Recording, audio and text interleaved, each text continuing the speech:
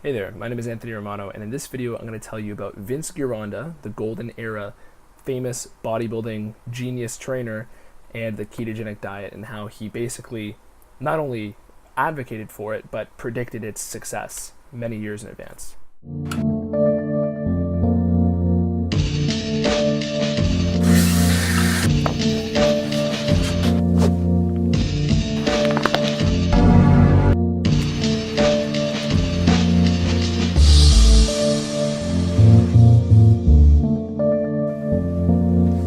So, if you like golden era bodybuilding and you are familiar with Vince Gironda is looked at as a genius trainer. He had methods that were strict. He would only allow you to train in his gym if you listened to them and followed his advice. He would kick you out if you didn't.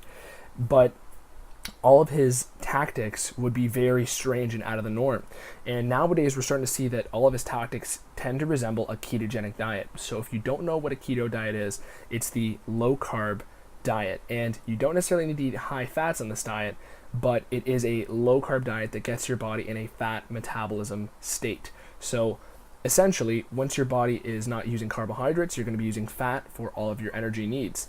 And this is actually more effective because your body's going to take limited amounts of carbs that it can create through excess protein that you're eating and use those for all of your lifts. So I talk about this in plenty of my other videos, but overall it is a much more effective way to bodybuild, especially if you're in the fat loss stage of bodybuilding.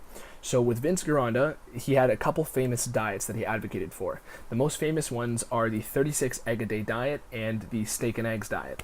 So the 36 egg a day diet was his typical bulking diet, and he called it the hormone precursor diet. There's studies on the androgens and the hormones in eggs, but that's besides the point here, because although that may have an impact, that's not really what he advocated the diet for. The diet was overall to get high quality fats in a good amount and high quality protein in a good amount, because eggs are high in some of the most anabolic types of amino acids, so protein sources, typically being leucine.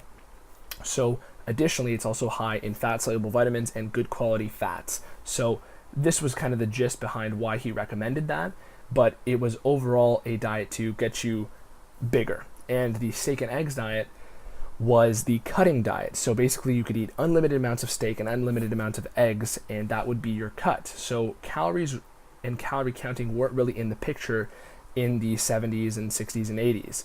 That was only really a thing for the last 20 years or so.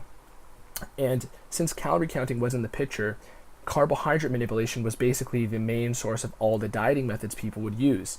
And overall, when people nowadays are using macro-based approaches, if it fits your macro-based approaches, and their calories are too low and their carbs are too low, they're going to feel like shit, and their body's not going to have enough energy to support optimal hormone production, brain function and energy, and overall organ health.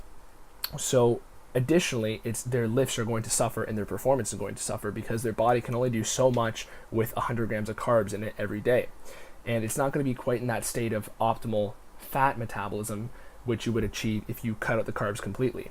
So with Vince Gironda's steak and eggs diet, what would happen would basically be that since you're eating unlimited amounts of steak and eggs, the amount of carbohydrate reduction and the amount of carbs you'd be eating all day would basically be nothing. Those are the only foods you could really eat, and they would ensure adequate protein and adequate fats.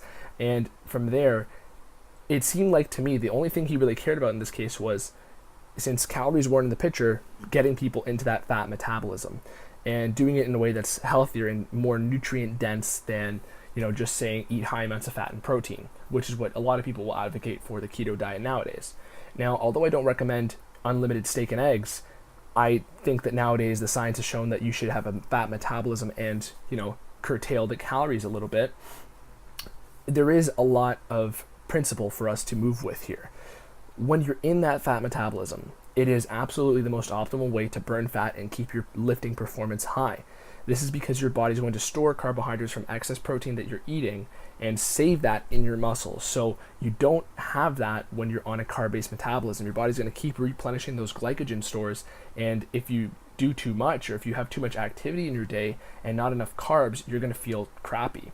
So when you're in this fat metabolism state, your body's going to use fat from the bloodstream because fatty acids are broken down and stored and transferred in the bloodstream, and it's going to use that for 90% of the activities you're doing in the day. It's really only going to use those stored carbs for the times that your body truly needs it. And although I'd like to think that Vince Gironda was onto this back in the day, we really don't know. But I'd like to think that he was, because he was a genius.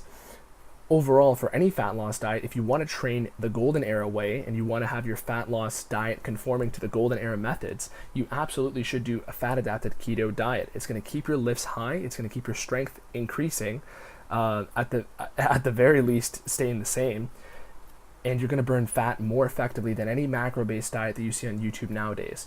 I'm going to make more videos on this, but overall, with regards to Vince Gironda and the golden era dieting, carb manipulation was key.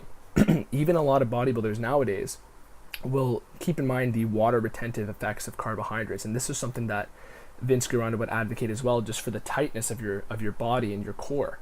But in general, cutting out all of those carbs is going to force your body to use fat as energy.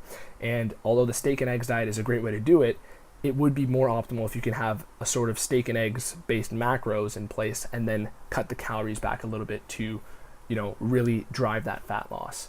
So even if you're in a calorie restricted state, when you're in a fat metabolism, like I said, your body's going to be producing the same amount of carbohydrates from protein every single day, and use those for your muscle growth and your strength every single training session.